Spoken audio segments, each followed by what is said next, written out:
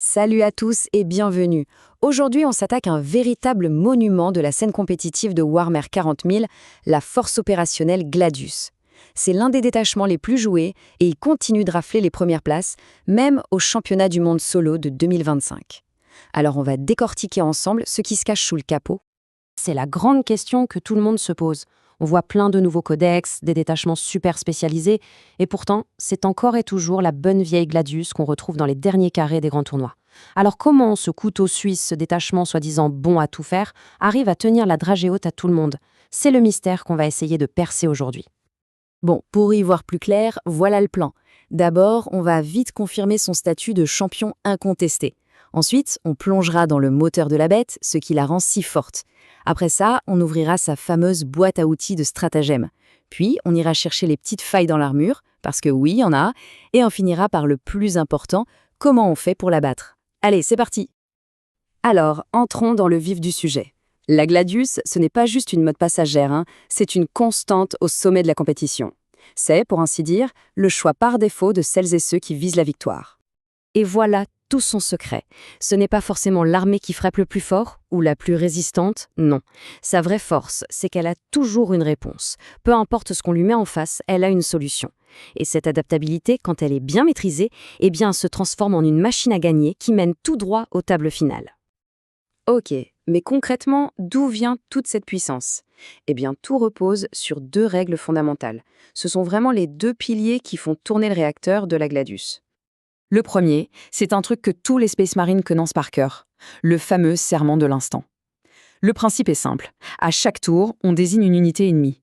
Et là, toute notre armée peut relancer tous ses jets ratés pour la toucher. C'est juste une source de fiabilité absolument incroyable. Fini les tours où les dés ne coopèrent pas. La cible du serment est quasiment condamnée. Et l'impact stratégique de ça, il est énorme.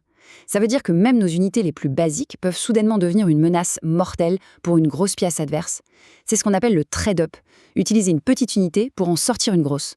D'un coup, toute l'armée gagne en efficacité et en létalité. On peut faire des merveilles avec des figurines qui normalement ne payent pas de mine. Et le deuxième pilier, c'est la règle propre à la Gladius, les doctrines de combat.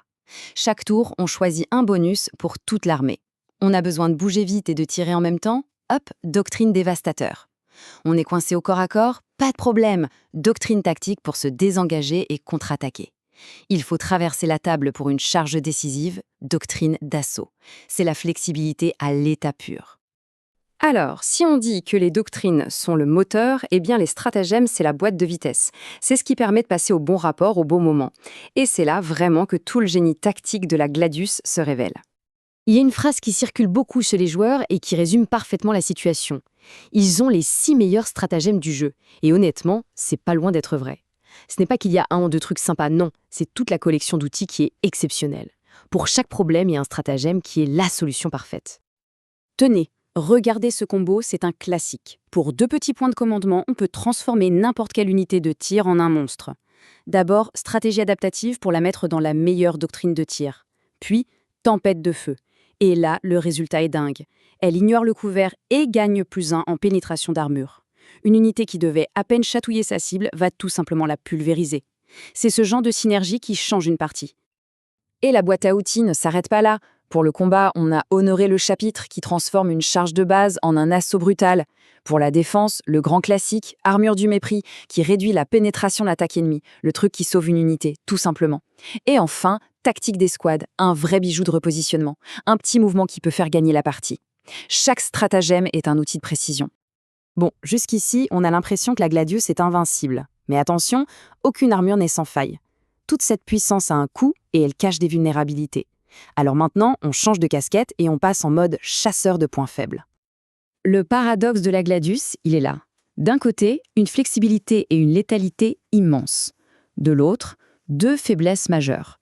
Pas beaucoup de figurines sur la table et un style de jeu qui est, au fond, assez réactif. Expliquons un peu.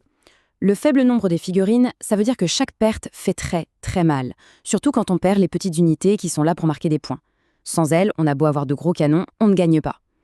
Et pour le style de jeu passif, c'est simple. La Gladius adore attendre. Elle attend l'erreur pour la punir violemment. Ce qu'elle déteste, c'est quand c'est à elle de prendre les devants et de forcer le passage. Ce qui nous amène logiquement à la dernière partie, et sans doute la plus importante, comment on fait concrètement pour transformer ces faiblesses en un plan de bataille qui marche. Alors, la stratégie est double. Premièrement, on ignore les grosses menaces au début et on se concentre sur l'élimination de ces unités qui prennent les objectifs. Si la Gladius ne peut plus marquer de points, sa puissance de feu ne sert à rien. Deuxièmement, c'est à nous de prendre le contrôle du rythme. On joue prudemment, on sécurise nos propres objectifs et on ne lui donne aucune ouverture facile. On la force à sortir de sa zone de confort. Et une Gladius qui doit prendre des risques, c'est une Gladius qui devient vulnérable. Voilà, on arrive au terme de cette analyse. La Gladius prouve que la polyvalence, loin d'être une faiblesse, peut être l'arme la plus puissante. Mais ça nous laisse avec une question fondamentale pour l'avenir du jeu. Dans un métagame de plus en plus pointu, le bon à tout faire restera-t-il toujours le roi, ou est-ce qu'une armée hyper spécialisée finira par le détrôner? La réponse, comme toujours, se décidera sur le champ de bataille. Merci de nous avoir suivis et à très bientôt.